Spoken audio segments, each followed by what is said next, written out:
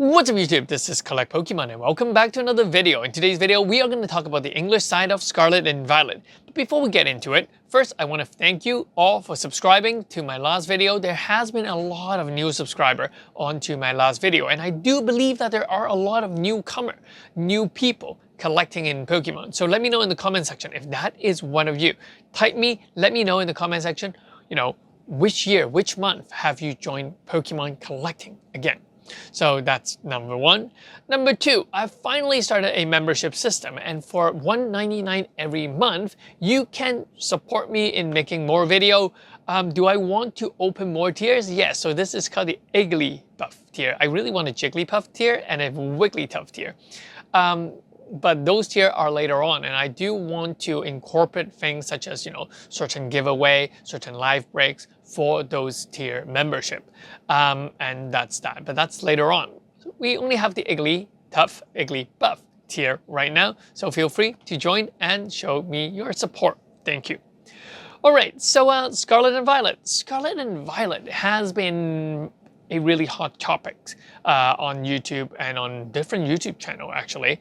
After the boom of the Sword and Shield, Evolving Skies, Fusion Strike, all those kind of art, all those Shilling Reigns, all those Lost Origin boxes, after those hype, what we are seeing is that the money has been shifted into the illustrated rare of a lot of the Scarlet and Violet set. For example, the Raichu. For example, the Tyranitar. For example, the Magikarp. These has seen significant increase in prices, and I think that's quite interesting. While some people might think, hey, collect Pokemon is all market manipulation.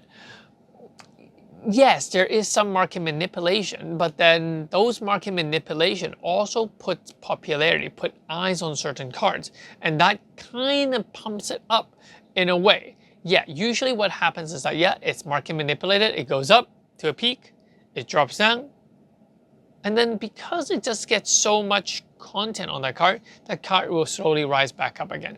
That is, time and time, this is what we're seeing in cards. And I can tell you certain other cards right now, like the Goldfish secret rare cards, or, some of the Crown Incentive sets, we're gonna see that hype, we're gonna see that massive sell-off, and then genuine interest starts to rise, the price will start to rise again. That is something that what we see. But here I want to not dive into the illustrated rare, but actually the booster boxes, and whether you should hold on to those booster boxes now, or what are some of the risks in buying certain booster box right now. Now, you need to understand that two things. First, Pokemon Company owns a printing group. So Pokemon Company owns a printing group, which means that they're much more flexible in reprinting things. So many of the recent sets, Paldea Evolve, it's only been released for a year. There is still a high chance of reprint. It might not be reprinting of the Elite Trainer box. They could, like Darkness Ablaze, like Vivid Voltage, or even like Fusion Strike. There was a massive reprint of Elite Trainer box. But I also think that booster box will be something that they are targeting to reprint, because distributors simply don't have stock. If you guys are a store in the US, you can grab some of these booster box from the US distributors. Many of them don't actually keep any booster box in stock. I mean, the newest set, yes, you can. But if you look at Paldea Evolve, which is just 1 year old, even Obsidian Flame booster boxes, they're pretty much sold out. You can't really restock those booster boxes. And despite the fact that Pokemon says that they've been printing billions of cards right now, they still don't have enough to be able to be restocked. You still can't actually get them at distribution. And that's the thing. And that's the thing that I find quite interesting. And I think that this demand of these cards is still very, very high. And because Pokemon owns these printing groups, I think that they can easily reprint certain sets that are still within or still in rotation. And I think that's the risk of the English Pokemon card, especially the Scarlet and Violet era card, especially like Paldea Evolve and so on. We're gonna see there's still gonna be like 2 years or so in which that window that Pokemon can actually reprint that set. So I will be very, very cautious in buying, certain single card at, too high of a price. I've personally experienced that, and, that was Vivid Voltage. I thought that the full art Pikachu card was definitely hard to pull, and it's definitely hard to get a PSA 10. I mentioned this in my previous video. I bought those cards on eBay for $600 each, PSA 10, graded full art Pikachu, the pink one. They reprinted it the hell out of Vivid Voltage, and the card is now like what, $55, graded PSA 10. So I've lost pretty much like 95% of my money there. But yeah, so I do think that you have to be very, very cautious, and a lot of people are not talking about the possible reprint of these sets.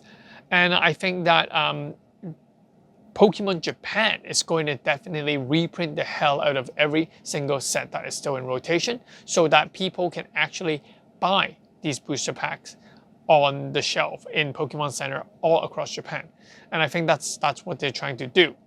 And as for the English side of things, I think that because there is a discrepancy between the MSRP and the wholesale distribution price, people still find that there is certain margin. And while it is not as obvious on the English side of things that Pokemon will reprint everything, there is still a high probability that many of these sets will be reprinted. So if we're seeing booster boxes of Paldea Evolve, for example, selling for $140, $150, if we're pushing that mark and they're still in rotation, what we're going to see is we're definitely going to see a huge reprint of certain cards like that. So yeah, that's my take about the Scarlet and Violet set.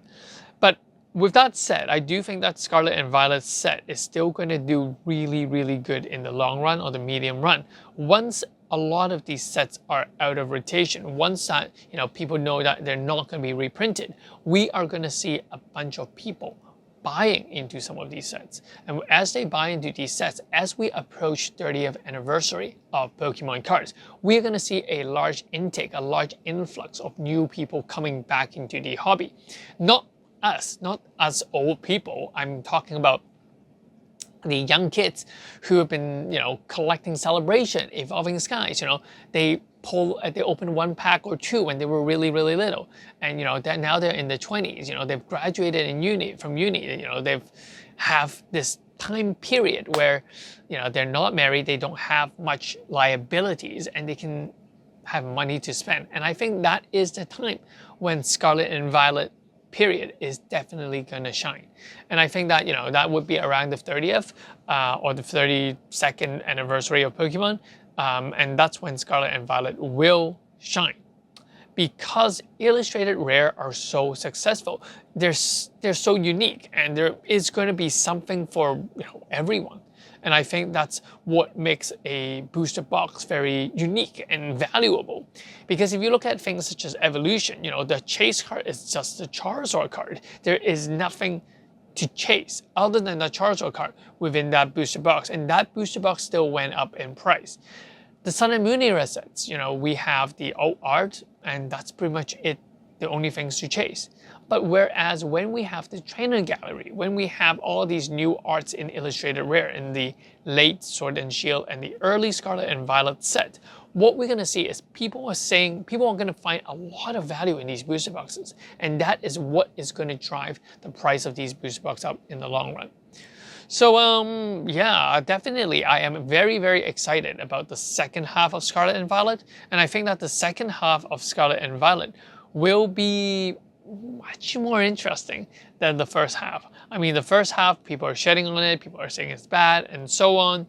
There has been some eyes, and people are spending their money buying the older Scarlet and Violet set, which means the newer Scarlet and Violet set, coming later this year, they're not going to be as hyped up because people don't see that price rise, these sort of stuff. So I think that's where the opportunity comes in. Yeah, that's my take. And yeah, let me know in the comment section what you guys think. I would tell you this: if you want to invest in Scarlet and Violet booster boxes, yeah, go do it.